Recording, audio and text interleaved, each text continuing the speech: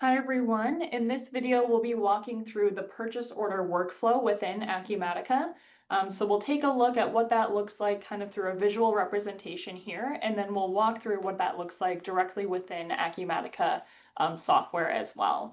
So just taking a look at what this looks like, first I'll walk through a couple of different items here. So one, this is kind of an encompassing workflow. Some of these steps and entities involved in these steps may be optional for some customers. So in this case, some companies may have something like a vendor prepayment, meaning I'm going to, pay for the product before I fully received it from that vendor, etc. So we'll walk through what that would look like, but know that that is something that may or may not apply just depending on your specific use cases as well.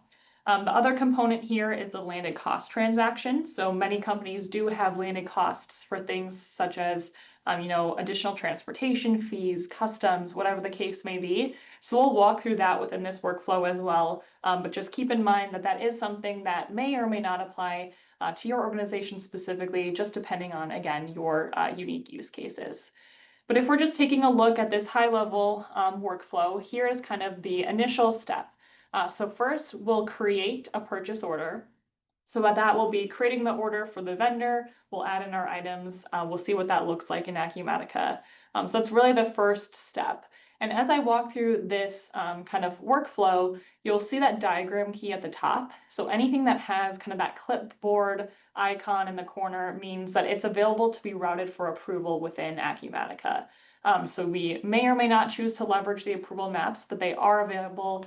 They are there to use. And so a purchase order, for example, is one entity that could be routed for approval.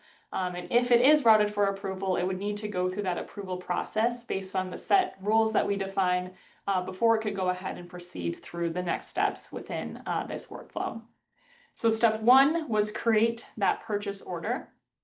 Step two would be if we're leveraging vendor prepayments, I can create that prepayment directly from the purchase order. So we'll walk through that use case today, but really that would assume, again, I'm paying for my products before I go ahead and enter in or receive those products rather. So that's step two. I can create that prepayment. That could also be routed for approval if you'd like it to.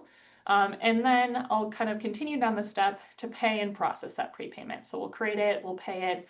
It's kind of paid at that point, and then you'll see through that red star indicated at the top that once that's released, that payment will have a GL impact. So we'll take a look at what that looks like as well. So likely a bit of time has passed at this point. In step one, we kind of sent out that purchase order. We had that prepayment associated with it. And now at step four, we've received that product. So it's come into our possession. We've received it. So now we can go ahead and enter in that purchase receipt. So we'll enter that in and then we'll release that purchase receipt. And we'll see, again, indicated by that red star, that once we receive it and release that purchase receipt, that's when it will hit the GL as well. So it's going to create an inventory transaction and then have a GL impact because of that as well. Step six would be, if you had any additional charges from the vendor, such as transportation charges, custom charges, we could create a landed cost transaction. So we could create that after the time of the purchase receipt. In this case, once we kind of are aware of what those costs are, we can create that landed cost transaction and then release it as well. Once it's released, it's going to create that inventory adjustment to adjust the costs based on the allocations that we have set up on the landed cost side. And that's what's indicated by step 7. And then from there, we can enter in the AP bills. That could also be routed for approval. Typically, we'll see that if a purchase order, for example, is routed for approval, we may not have an additional one on the AP bill, but it is there and available to use if needed. And then finally, we'll release the AP bill and that will have a GL impact as well. So that's kind of the high level overall flow. So now we'll take a look at what this looks like within Acumatica.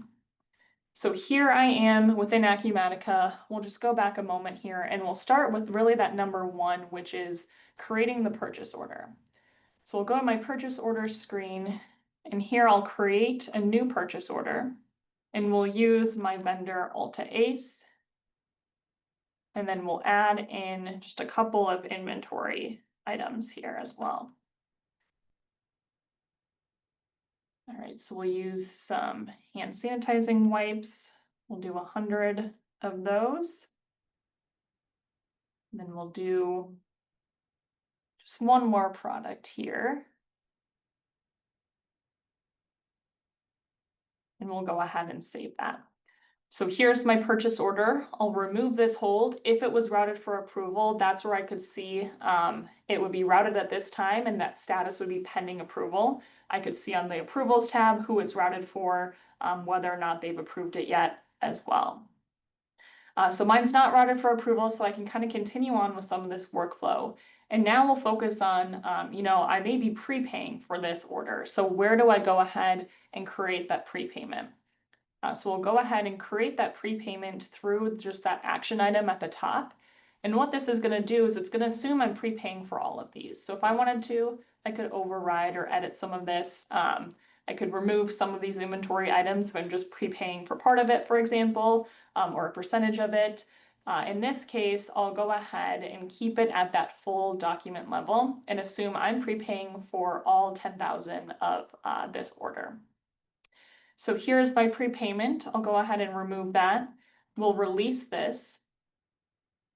So that's now been released. And now I can go ahead and pay or apply this. So if I just go quickly to this action item here, we'll click pay and apply. This will follow the typical workflow that we walk through in terms of applying payments within Acumatica or creating the payments. What this did is it just automatically created this check for me based off of the preferred payment method set on the vendor. I could override this. So if I wanted to pay via ACH, for example, I could 100% do that as well. In this case, we'll keep it at check since that's their preferred payment method. And then I have a reference number there to that prepayment document that I created through those action items as well. So we'll go ahead and remove this hold.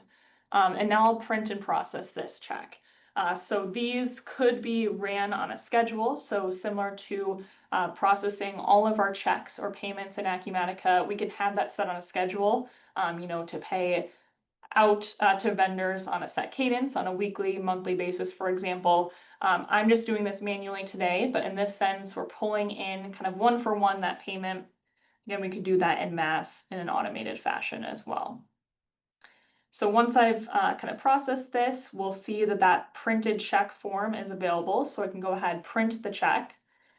And now I can release that payment. So my action item there is release. We'll process that. Now that payment has been fully released. So I created the purchase order, created that prepayment at this stage. And if I just go back into my purchasing module, here is my purchase order. And then if I go to this prepayments tab, here I have the reference number. So I can open that up, just a new pop-up window. So here is that, that prepayment and then the reference to the payment as well. We'll see that the status there is closed. So here we have that prepayment associated with it. I can go ahead and now email this purchase order out. I could print it. That's just automatically going to go ahead and email it out to my vendor. And once I do so, I can see that within my activities tab. So here is just kind of the automated notification that's going out. We can edit this template as well. And then you'll see that the file attached is just my purchase order and that confirmation there. So that's the purchase order document as well, attached to that email.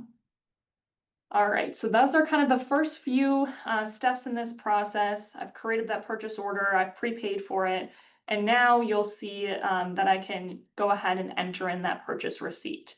So I could do so directly through this purchase order once I know the inventory is coming in. I could also do that through my purchase receipt transaction, both of which will open up into this purchase receipt entry screen. So I'll do it through this initial action item here. And since I did it through that purchase order specifically, we'll see that it's auto bringing in the lines associated with that purchase order. If I kind of went in and manually created the transaction, I could also add that PO or PO lines that are open associated with the vendor at that case as well. So here's my purchase receipt. I'll go ahead and save it. And then we'll see it's assuming that I'm receiving this quantity in full. So here is my receipt quantity compared to my order quantity. I can do partial receipts, so Acumatica can manage that as well, in which case it would create that receipt and then that purchase order would remain open until it's received in full. I'll go ahead and just assume I'm receiving this in full, and then I'll go ahead and release it. So now that I've released it, we'll see that association with the purchase order as well. So I can see the purchase order number associated with the receipt. And then you'll see if I go to my landed cost tabs that this has no associated landed costs at this point. So now maybe I get, the AP bill back from a vendor and we can see, it's higher than that initial amount of the $10,000 that I had prepaid for because there's additional costs associated with customs fees, for example. So that's where I can go ahead and create a landed cost transaction associated with the receipt. And so what I'll do here is find who that landed cost vendor is. So in this case, we'll use US Customs. And then we'll create that landed cost transaction. So here within the system, I have landed cost codes set up. So we'll take a look at kind of what that screen looks like, but here's my customs cost code. And really what those cost codes are determining is what that allocation method should be. So is it by weight, for example? Is it by cost? So here my allocation method is by cost, meaning it's going to allocate that across by the cost. So here I might just put in, 150. Save that, and then once it's saved, you'll see that the details there are appropriately allocating it across based off of the cost within my line items on the purchase order or purchase receipt. So here we can see that that initial item was $1,000 of the total, whereas the other one was $9,000. So it's appropriately allocating that 150 of the custom charges across those items to update the cost of that inventory. All right, so now I can go ahead and remove this hold. We'll release this as well. And now we'll see that I have, these details associated with it. The landed cost is created.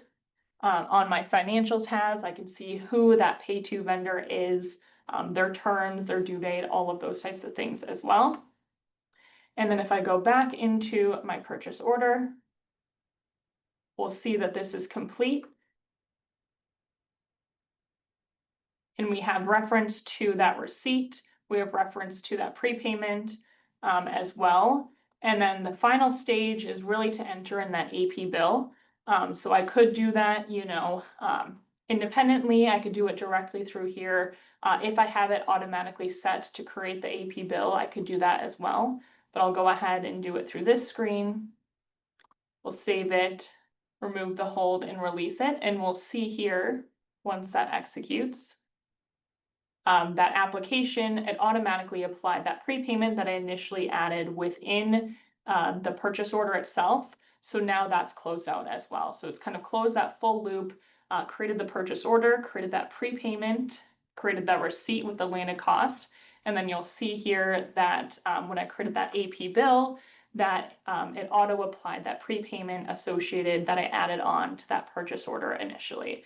And that closed out the bill as well. So now when I look at my PO history and refresh this, now we'll have that three-way match happening between the purchase order, the purchase receipt, and the AP bill. So that was kind of the high-level flow of the purchasing within Acumatica. So I hope that's helpful. Definitely feel free to reach out to us if you have any questions. Thank you.